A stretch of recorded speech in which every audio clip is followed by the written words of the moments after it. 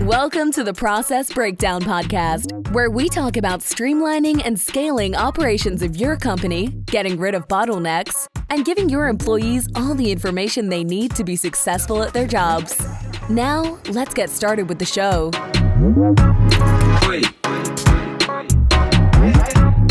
Dr. Jeremy Weiss here, host of this Process Breakdown Podcast, where we talk about streamlining and scaling operations of your company, getting rid of bottlenecks, and giving your staff everything they need to be successful at their job. Past guests include David Allen of Getting Things Done, Michael Gerber of The E-Myth, and many more.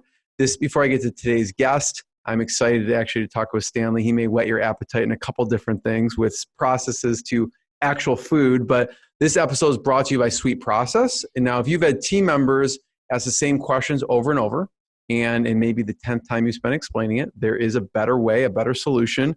SweetProcess is actually a software that makes it drop dead easy to train and onboard new staff, save time with existing staff. And when I was talking to Owen, Stanley, who you know, not only do universities, banks, hospitals use it, and software companies, but actually first responder government agencies use it in life or death situations. So I thought that was pretty cool. So you can use SweetProcess, document all the repetitive tasks that eat up your precious time, so you can focus on growing your team and empowering them to do their best work. There's a 14-day free trial, no credit card required. It's at sweetprocess.com, sweet like candy, SWEET, process.com. I'm excited to introduce today's guest, Stanley Kolosovskiy. He supports daily project coordination at Atlantic Sapphire, and he ensures that processes are being documented and implemented. Okay, their products are salmon that is all natural, planet friendly, and Stanley will explain what that means. Sushi grade, delicious, grilled, seared, baked, or raw. And I was reading it, Stanley, on the website. It says it's got this rich, mild, buttery flavor that pairs with everything. And my mouth actually just naturally starts to water. And I want to actually have the sushi grade. Like, I'm looking on your website, there's someone slicing sushi grade salmon, and I actually want it right now. So thanks for joining me. Ed, thanks for having me. So talk about what the company does, and I talked a little bit. What does planet friendly mean? So Atlantic Sapphire is a salmon farming company, and traditionally salmon farming has been done in the oceans, kind of exposed to the elements, in the ocean that can commingle with other fish, wild fish, farmed fish. So what Atlantic Sapphire is doing is we're the largest RAS facility. That's recirculating aquaculture. So we actually grow salmon on land where it can't interact with the kind of natural environment. So no pollution gets into the waterways. It's all treated on site, and we have a way of sending it down underground. So we are trying to farm salmon in a more eco-friendly way, making sure that no waste makes it out back into the environment. That's awesome. Yeah, and if you look on the site, it's called the Blue House. And it's actually a blue house, right? Right next to the ocean. Describe people the facility if they're just listening to this. Yeah, it's about, the facility is a bit over 8 acres, just the first phase. So it's, we kind of mimic the greenhouse, but call it a blue house. So it's a bit over 8 acres and contains fish tanks where the fish grow by stage.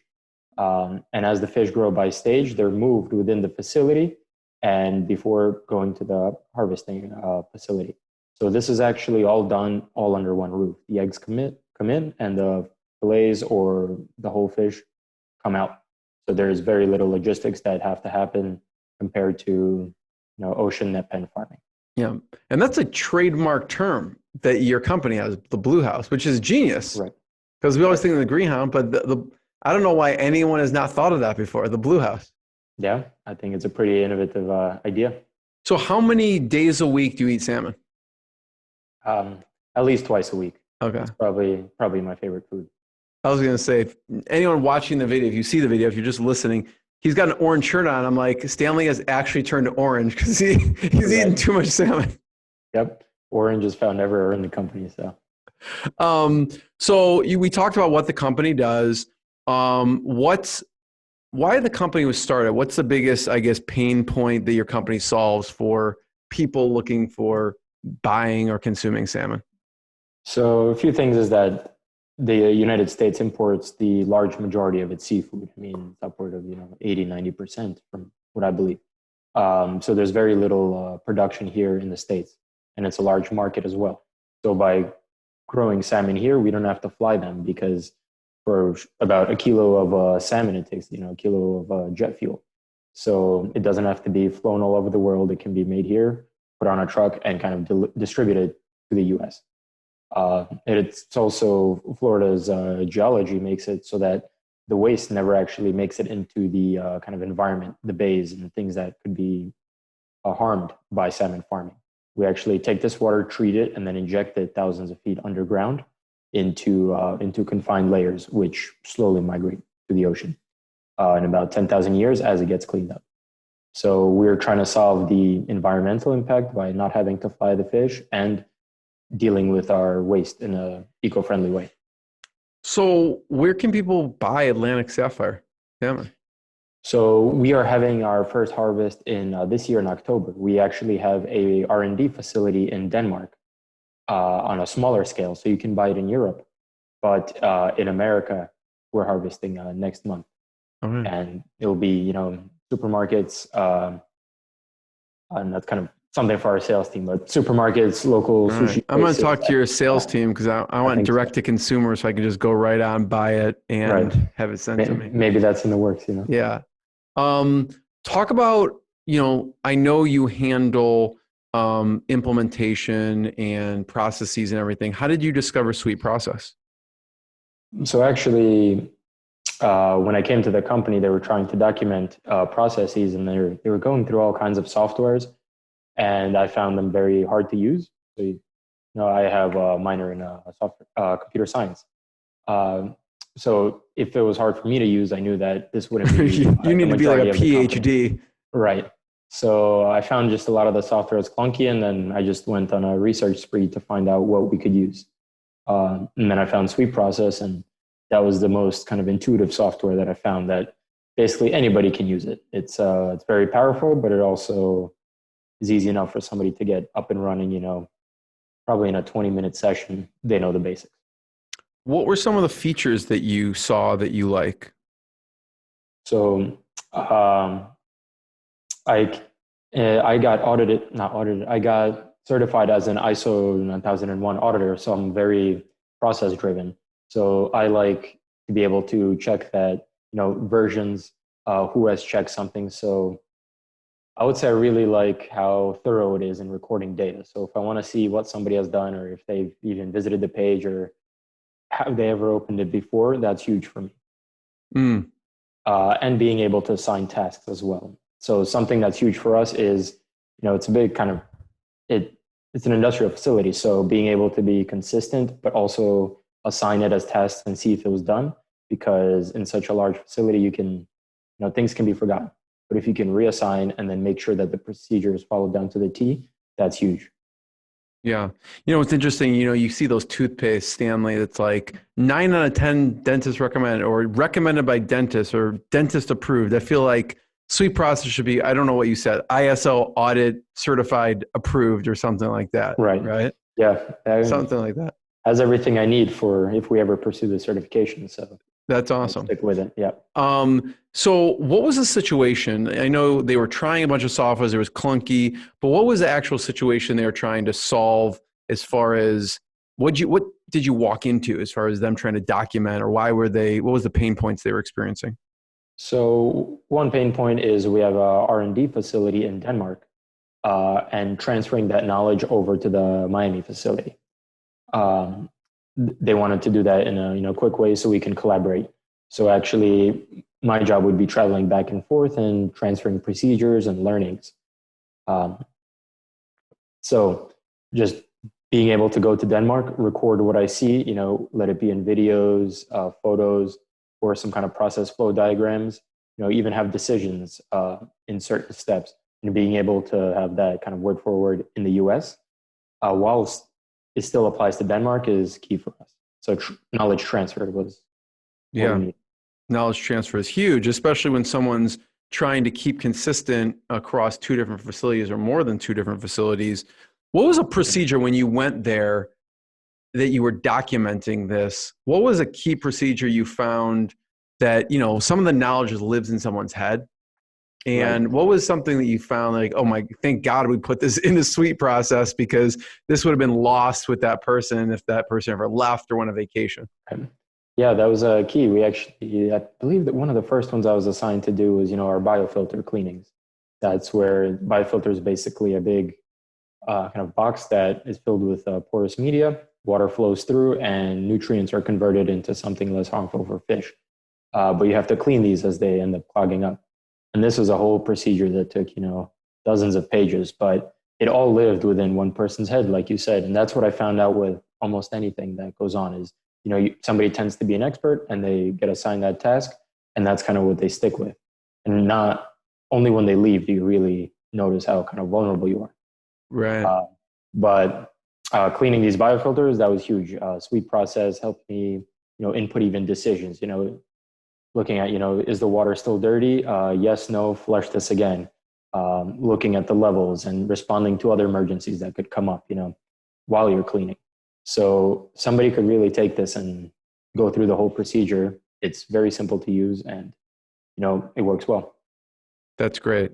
Yeah. I mean, knowledge transfer is huge, and like it limits vulnerability with the company. Right. And that person probably, oh yeah, if the level gets to this, I do that. And it's just like, they just naturally do it. Whereas if you're opening the facility, a different facility, the new person would have no idea what to check for. Exactly. And it also shortens down training times. It's a very easy software to say, hey, read through this, and then we'll kind of test you on if you know what you're doing. And with all the, step-by-step instructions, it's really hard to mess up. So that was key for us. And that allows people to explore a variety of jobs on the site as well. So if they don't want to be stuck doing their biofilter cleanings or dealing with, let's say, the ozone system, they're able to get trained formally and then move on to other things if they would like. Yeah. Yeah, Stanley, you bring up a good point. Shortens trainings, and which allows you to get things up and running quickly, because that's ultimately what we want. And it probably makes also not just shortens trainings, but it makes it more accurate, because then they're following a step-by-step. Right. And it's also very easy in case somebody does do it. They have to click through the steps every time. If something is wrong, they're able to bring that up to the manager and say, hey, this says we're doing this every day and I'm clicking through it, but this is not what actually goes on. So it's very easy to manage changes and versions. So what questions did you have in the beginning when you were first researching and looking into SweetProcess? Was there anything you were skeptical about or that you had questions about from the get-go? Would this be kind of questions about SweetProcess? Yeah, about SweetProcess. Yeah. Right. Because at this point, like, you've probably tried a lot of things. Your skeptical levels, rising the more software you're trying. You're like, oh yeah, another thing that's going to be clunky or whatever. So what questions do you come in going into before you decide to pull the trigger? I mean, something for me was just that it's easy to use, because, procedures can be written as well as you'd like, but if they're not easy to use, they won't be followed. So, you can really have any software and procedures in there, but if it's not easy to use, it won't be implemented, because at some point you get to procedures being more of a people problem rather than a software issue. If you got to make it as easy as possible. So that was key for me. And I would say the other thing is being able to track versions and seeing what has been followed. Just to make sure, somebody's logged in, did their work, went through the steps and logged out. That kind of helps if we identify problems later on. I can go back weeks, months and say, hey, but if we find an issue and say, we can go back using SweetProcess and say, hey, on this day, this procedure was done correctly, but the valves weren't closed and it lost us a lot of water out of the farm. So it kind of brings accountability as well. Yeah. And that's big, because we don't know, each process could mean major, loss of product, loss of time. And like, these are big issues that can occur. So if it's not documented or it's not followed properly, it's got a lot of repercussions. Right. Talk about how you use it. You mentioned the filtration you took that one process when you went to Denmark. What's another way that you use it? So another way we use it is to track daily routines. People would come in the mornings, and the team leaders would assign different procedures for people to do and checklists. So one thing we have is we nest procedures into checklists so that somebody who's been there for a while probably does not want to scroll through procedures every day because they know exactly what's going on. We create simplified checklists where you could then view the in-depth procedures in case they want to jog their memory. So everybody would come in, get their assignments, and then go through, and then that can be monitored to make sure everything's done. Are certain tanks cleaned or certain biofilters cleaned? Has the ozone system been checked? Our water flow, our levels okay? And then adding any notes to make sure that if there are issues, it's been documented, and manager has time to review it before the next shift takes over. How has it changed your typical day, would you say? Because other jobs you've had, you probably maybe didn't use the software. How has it changed your typical day now? I would say it's made it a lot more structured. So in a way, there's not a lot of questions about what needs to be done for that day on the operations side. So you come in, there's these procedures. If the training's right there, if you need it, this is what you need to do, and no questions asked. So it really, really helps make business process go smoothly. What is the next big goal you want to achieve with the company?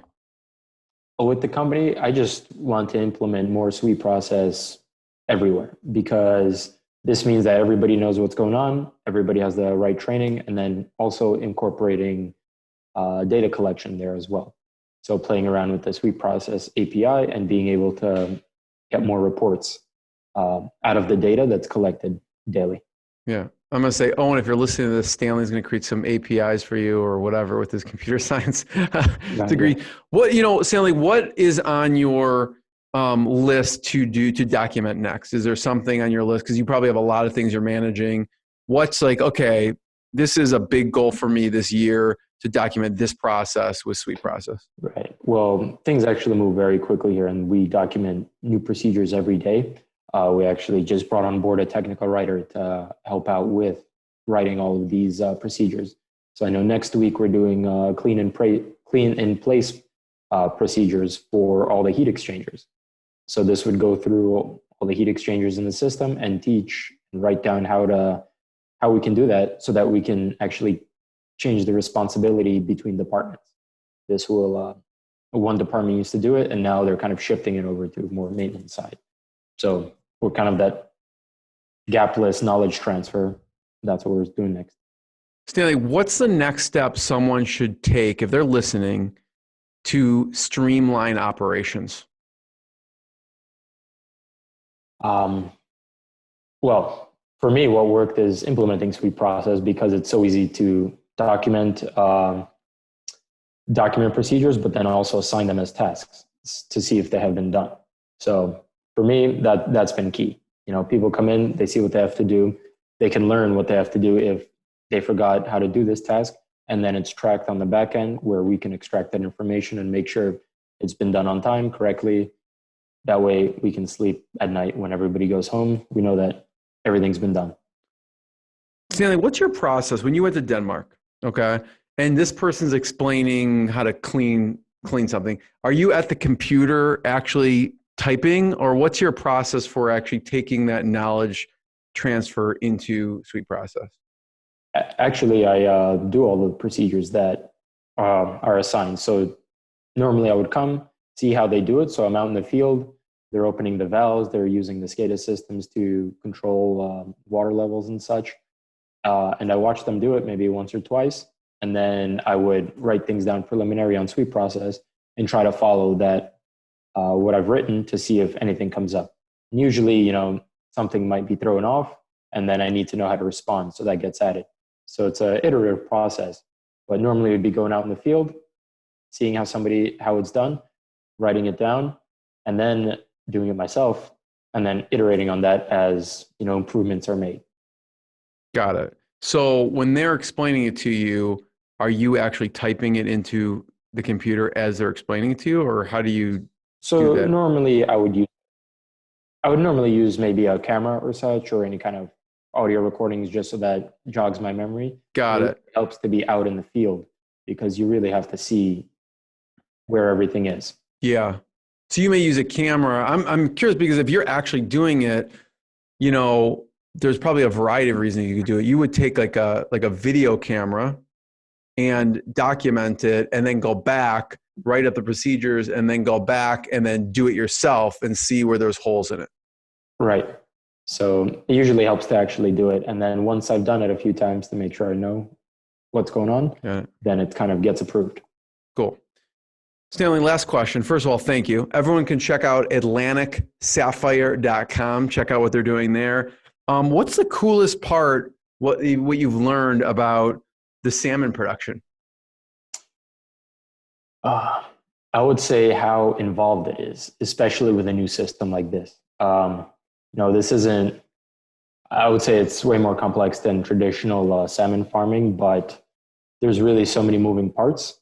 So I just love how involved, how many aspects there are to it, where it's really a new challenge every day. But if you do it right, you can produce, delicious tasting salmon, which is the goal at the end of the day. Yeah, I mean, I would also like you to spell some myths for a second because, when people are looking at, okay, you go to the store, there's wild salmon and there's farm-raised salmon. And I think farm-raised salmon gets a bit of a bad rap. Right. And that does happen. But with our technology, it's a new way of farming salmon because, like I said, they're not exposed to the environment. So we have a totally self-contained system. So there's no parasites that can get in there, no viruses, no bacteria. So it's really, we're creating the perfect conditions for the salmon to grow. Whereas in the ocean, it's kind of taken, guys come in, they can bring in diseases, wild salmon swim by, the fish can escape and commingle with, the farm salmon can commingle with the wild population. But here, everything is contained. If we give them the perfect conditions to thrive, they'll do very well. So I think this is a new class of farmed salmon, which is totally isolated and no negative impacts on the environment. It needs to have a Blue House seal of approval, and Atlantic Sapphire is that. So Stanley, I totally appreciate it. Thank you. Everyone, check it out. Check out SweetProcess. Check out more episodes of the podcast. And thanks again. All right. Thank you. Great talking. Thanks for listening to the Process Breakdown Podcast. Before you go, quick question. Do you want a tool that makes it easy to document processes, procedures, and/or policies for your company so that your employees have all the information they need to be successful at their job? If yes, sign up for a free 14-day trial of SweetProcess. No credit card is required to sign up. Go to SweetProcess.com, sweet like candy, and process like process.com. Go now to SweetProcess.com and sign up for your risk-free 14-day trial.